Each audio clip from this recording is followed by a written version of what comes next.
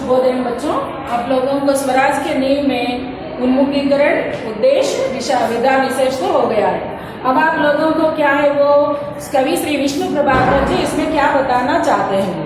विष्णु प्रभाकर जी का जन्म 1912 में हुआ है और आदर्श प्रिय व्यक्ति थे। इन्हें प्रेमचंद परंपरा का आदर्शोन्मुख यथार्थवादी है। प्रेमचंद जी की कहानियों में लिए तो भी वो समाज में चलने वाले कुरीतियों और लोगों पीड़ित लोगों मीन्स निम्न वर्गों के किस प्रकार का पीड़ित किया गया है और मजदूरों और किसानों के कौन सी यात्राएं वो पूरा मिलता उसी प्रकार का मिलता है विष्णु प्रभाकर। इन्होंने क्या है समाज में चलने वाले भ्रष्टाचार के लेकर बहुत सुंदर ढंग से कहानियों में लिखा है वो। और इसके साथ साथ क्या है ये इसमें समाज में जो कुछ भी यथार्थ है वो उसको प्रस्तुत करने में सिद्धहस्त है कवि श्री विष्णु प्रभाकर जी। और आवारा मसीहा नामक रचना में इन्हें सोवियत लैंड नेहरू पुरस्कार भी मिला है। सोवियत रूस का पुरस्कार भी मिला है लेखक को।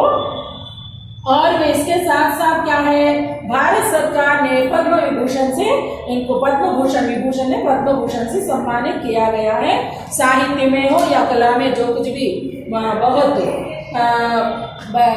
बहुत ज्ञानी है उन लोगों को दिया जाता है।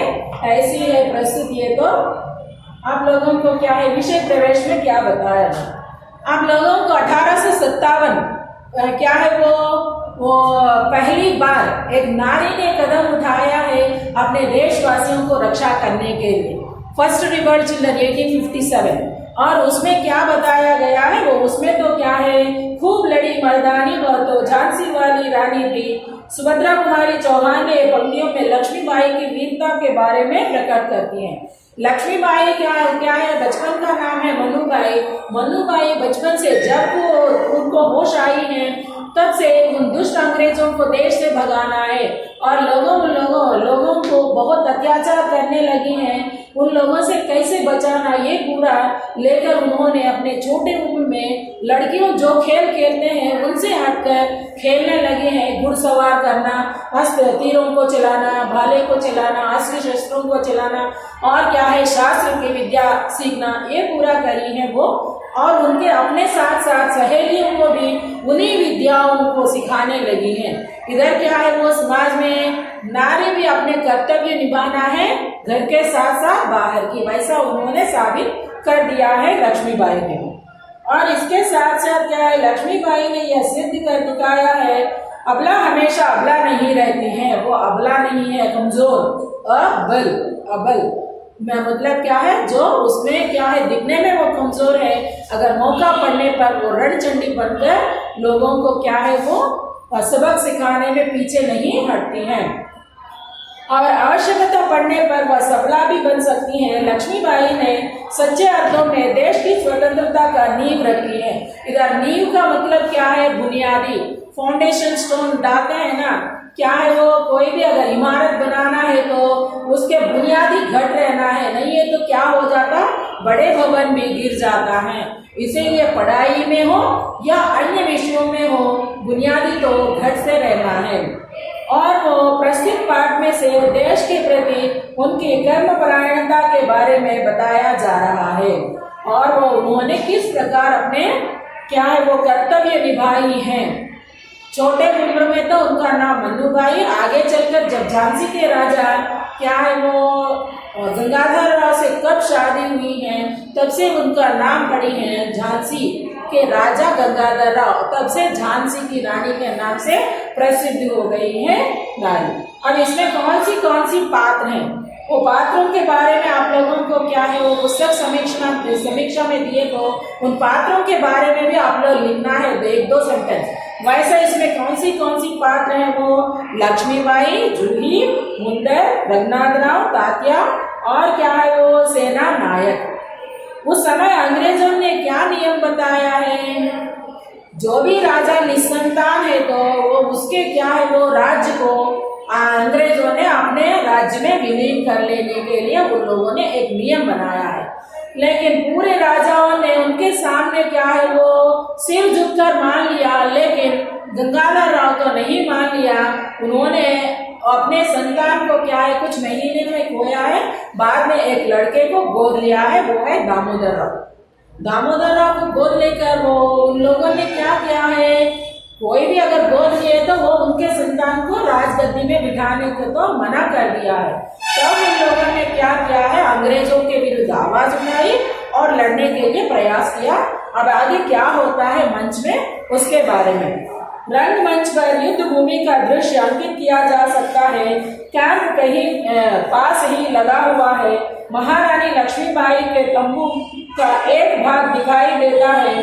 पर्दा उठने पर महारानी लक्ष्मीबाई अपने सखी जूही के साथ उत्तेजित अवस्था में मंच पर प्रवेश करते हैं। दोनों लाल लाल कुर्ते में सैनिकों के वेशभूषा में हैं। अब ये औरतें लड़ रहे हैं। औरतों की सेना लेकर लड़ाई में अंग्रेजों के विरुद्ध गई हैं रानी। तब क्या हुआ है, वो एक समाचार लेकर आई है वो सहेली ने, और क्या क्या है वो, लक्ष्मीबाई मेरे देखते देखते ये क्या क्या हो गई है जूही, झांसी गुलाबी ग्वालियर कहा गए हैं। इसका मतलब अंग्रेजों के सामने ये लोगों तो टिक नहीं पाए हैं, एक के बाद में एक सब लोग उनके अधीन में जा रहे हैं। और उधर स्वराज में क्या है, वो दूर परंतु क्या है मंजिल, अपने लक्ष्य को नजदीक। हम अब उन लोगों को हराया, अब हमारे हाथ में आने वाला है, ऐसा लगते समय भी क्या होने लगे, वो आशा निराशा में बदलने लगे हैं। और वो क्या है, वो उन्होंने स्वराज्य को आते हुए देखती हूँ, परंतु दूसरी क्षण में मार्ग में हिमालय उठ जाता है। हिमालय बोले तो सर्वोत्तम, बहुत सबसे ऊंचा पर्वत है, बर्फीला पहाड़, और उसको पार करना बहुत असंभव है, नामुमकिन है।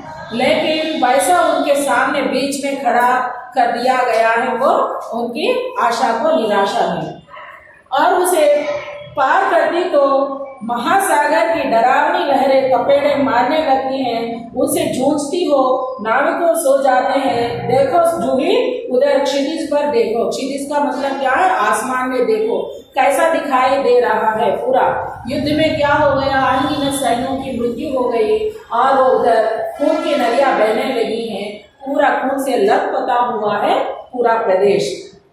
कैसे ही लपलपाती हुई लपेटों उठती है, सारा आकाश और धूम और घटाओं के छाया हुआ है।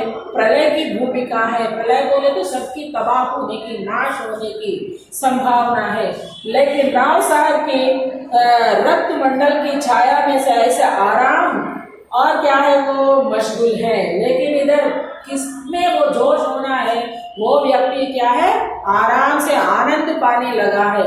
असल में किसका होना है, राजा और अन्य राजाओं को समेटकर युद्ध के मैदान में जाना और अपने प्रतिभा, अपने वीरता का उधर बताना है। लेकिन वो राजा इधर क्या है, वो नाच गाने में और नशीले पदार्थों के सेवन में जुड़े हुए हैं।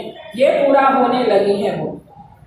तब भी क्या है, वो रानी तो अपने लक्ष्य को तो छोड़कर जाने वाली तो नहीं है। जूही जूही मैंने प्रतिज्ञा की थी, अपनी झांसी नहीं दूंगी, लेकिन झांसी हाथ में से निकल गई। जूही नहीं नहीं, झांसी हाथ में से नहीं निकली, मैं अपनी झांसी नहीं दूंगी। मैं अकेली हूँ, लेकिन मुझसे क्या, मैं अकेले ही झांसी लेकर रहूंगी। उन दुष्ट अंग्रेजों के हाथों में मेरे राज्य को, इधर का मतलब क्या है, राज्य राज्य बोलकर रानी लक्ष्मीबाई बहुत परेशान होने लगी। इसका मतलब राज्यकांक्षा ज्यादा है, ऐश और आराम की जिंदगी जीने की है इच्छा नहीं। उसके मतलब क्या है, राज्य का मतलब क्या है, उसमें बसने वाले लोगों की रक्षा करना भी राजा का कर्तव्य है। लेकिन राजा अपने कर्तव्य से आंख मूंद कर सो गया है और आनंद पा रहा है। लेकिन रानी लक्ष्मीबाई तो ऐसा लेने के लिए तैयार तो नहीं है। इस वजह से रानी ने ऐसा, वो उनके विरुद्ध लड़ने के लिए तो पीछे तो नहीं हटी है। जूही कौन कहता है आप अकेला ही, महारानी आप तो गीता पढ़ती है, फिर क्या निराशा है। गीता में क्या कहा गया है, कर्तव्य तो करो, वो कर्तव्य निभाना तुम्हारा काम है, उसमें आने वाले परिणामों के बारे में देखने का अधिकार तुम्हें तो नहीं है। मनुष्य क्या करना है, अपने कर्म करना है, उसमें वो एक एक बार क्या है, वो जीतते हैं, एक एक बार हारते हैं, उसका निर्णय हमारे हाथों में तो नहीं है, वो बताया गया है। महारानी आप तो क्या है, वो गीता भी पढ़े हैं, तो भी आप इतना निराश क्यों हैं, वैसा बताया गया है। इसीलिए अगली कक्षा में पाठ में क्या है आगे बढ़ाता हूँ बच्चों। यहाँ तक तो आप लोग पढ़ो, जो भी अगर संदेह है तो अगली कक्षा में बता दो। धन्यवाद बच्चों।